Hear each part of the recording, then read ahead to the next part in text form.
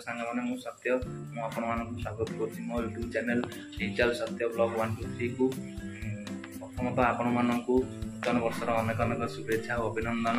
यही वर्षटी आपण मानकर बहुत भलरे कटु और आपण जीवन सुखमय हो जाऊ।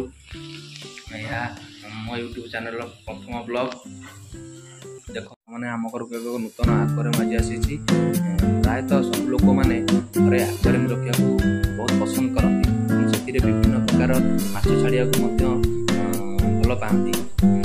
देखु आक्वेरियम केते सुंदर देखा जाउछि। एथिरे हमर दुईटी शार्क माछ एवं 4टी सिग्रम प्रजातिर माछ छड़ा जाइछि।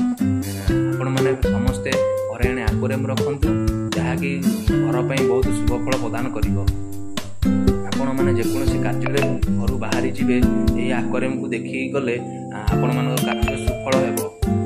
यदि आपण माने नूतन आक्वेरियम आने इच्छुक अछंती तेणु हम जगतसिंहपुर बाजार स्थित पावल आक्वेरियम दुकान रु नूतन आक्वेरियम आनिबा सहित विभिन्न प्रकार माछ आनी से छाड़तु। जार ओनर होउछन्ती आम ग्रामर दीपक कुमार जेना और दीपक भाई जहाँ नंबर मु तले लिंक रे देइछि। तेणु ये वीडियोटी आपण मानकु भल लागितिले आपण माने मो चैनल टी सब्सक्राइब करिया सहित लाइक करिवे एवं शेयर करिया को जमार भूलिबेनी। धन्यवाद।